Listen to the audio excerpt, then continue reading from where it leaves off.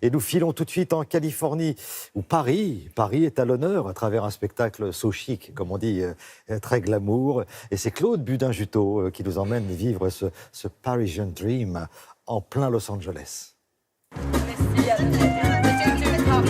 8 heures du soir, un samedi, devant un petit théâtre dans un quartier d'Hollywood à Los Angeles, en Californie. Une troupe d'artistes se prépare à donner une représentation peu habituelle aux États-Unis, un spectacle de cabaret. Le public est principalement américain, mais c'est une Française qui signe la mise en scène.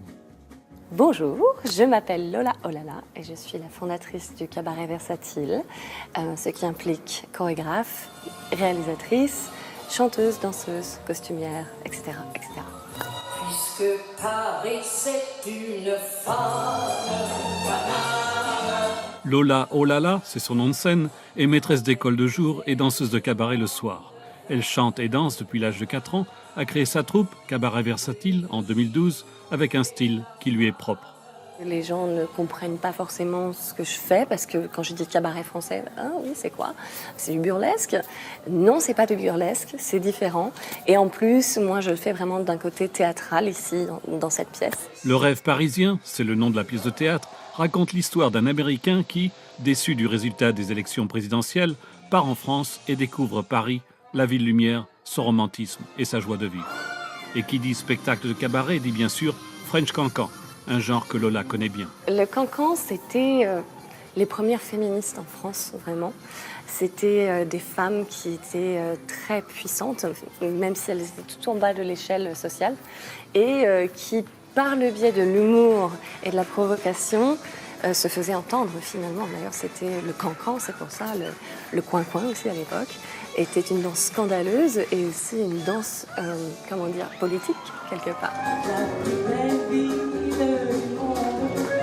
La représentation enchaîne chansons, danses et numéros de théâtre avec changement de costume, d'accessoires et d'éclairage variés pour donner un spectacle de cabaret original qui manifestement plaît beaucoup au public américain, souvent amené à participer. Well, it's crazy. I've never been to a cabaret before, so I didn't really know what to expect. But there was a lot of underwear. Cabaret to me kind of means female empowerment, honestly. I just think that American women should be more comfortable with their sexuality and should embrace it and should love it. It shouldn't be something that's so sort of hidden or tainted. I loved it. I think they're fabulous dancers. They work really hard, and you have to be an athlete to do that.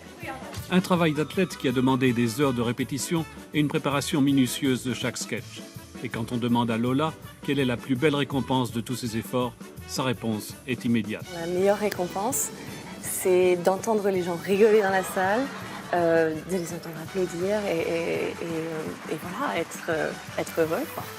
Leur changer les idées pendant 1 heure.